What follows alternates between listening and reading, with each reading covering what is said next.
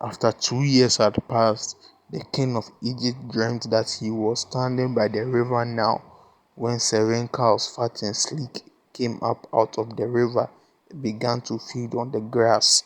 Then 7 other cows came up. They were thin and bony. They came and stood by the other cows on the river bank, and the thin cows ate up the fat cows. Then the king woke up. He fell asleep again and had another dream. 7 years of corn, full and ripe, were growing on one stalk. Then 7 other years of corn sprouted, thin and scorched by the desert wind, and the thin years of corn swallowed the full ones. The king woke up and realized that he had been dreaming. In the morning he was worried, so he sent for all the magicians and wise men of Egypt. He told them his dreams, but no one could explain them to him. Then the wise steward said to the king, "I must confess today that I have done wrong.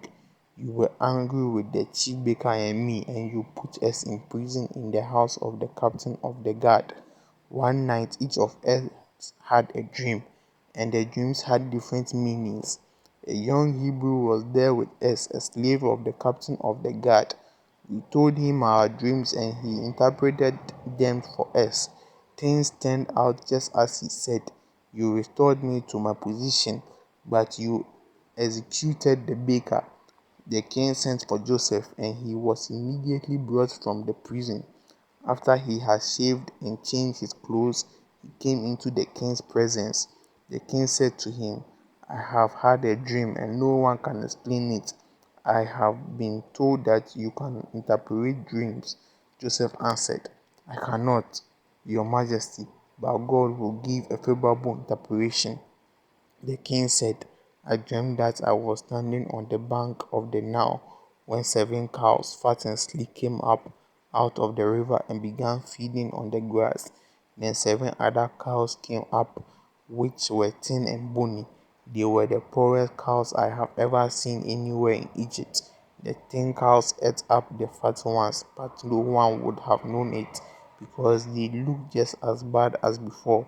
Then I woke up. I also dreamt that I saw 7 years of corn, which were full and ripe, growing on one stalk.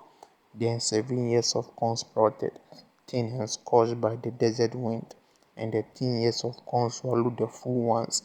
I told the dream to the magicians, but none of them could explain them to me." Joseph said to the king, "The two dreams meant the same thing. God has told you what he is going to do. The 7 fat cows are 7 years, and the 7 full years of corn are 7 years. They have the same meaning. The 7 thin cows, which came up later, and the 17 years of corn scorched by the desert wind are 7 years of famine. It is just as I told you.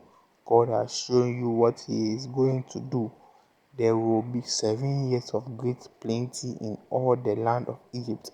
After that, there will be 7 years of famine, and all the good years will be forgotten, because the famine will ruin the country. The time of plenty will be entirely forgotten, because the famine which follows will be so terrible. The repetition of your dream means that the matter is fixed by God and that he will make it happen in the near future. Now you should choose some men with wisdom and insight and put him in charge of the country. You must also appoint other officials and take a fifth of the crops during the 7 years of plenty. Order them to collect all the food during the good years that are coming, and give them authority to store up corn in the city and guard it. The food will be preserved supply for the country during the 7 years of famine which are going to come on Egypt. In this way, the people will not starve." The king and his officials approved this plan, and he said to them, "We will never find a better man than Joseph, a man who has God's spirit in him." The king said to Joseph, "God has shown you all this, so it is obvious that you have greater wisdom and insight than anyone else. I will put you in charge of my country, and all my people will obey your orders. Your authority will be second only to mine. I now appoint you governor all over Egypt." The king removed from his finger the ring engraved with the royal seal and put it on Joseph's finger. He put a fine linen robe on him and placed a gold chain round his neck. He gave him the second royal chariot to ride in, and his guard of honor went ahead of him and cried out, "Make way, make way." And so Joseph was appointed governor over all Egypt. The king said to him, "I am the king, and no one in all Egypt shall so much as lift a hand or a foot without your permission." He gave Joseph the Egyptian name Zaphenath-Paneah, and he gave him a wife, Asenath, the daughter of Potipherah, a priest in the city of Heliopolis. Joseph was 30 years old when he began to serve the king of Egypt. He left the king's court and traveled all over the land. During the 7 years of plenty, the land produced abundant crops, all of which Joseph collected and stored in the cities. In each city, he stored the food from the fields around it. There was so much corn that Joseph stopped measuring it. It was like the sand of the sea. Before the years of famine came, Joseph had two sons by Asenath. He said, "God has made me forget all my sufferings and all my father's family." So he named his first son Manasseh. He also said, "God has given me children in the land of my trouble." So he named his second son Ephraim. The 7 years of plenty that the land of Egypt had enjoyed came to an end, and the 7 years of famine began. Just as Joseph had said, there was famine in every other country, but there was food throughout Egypt. When the Egyptians began to be hungry, they cried out to the king for food.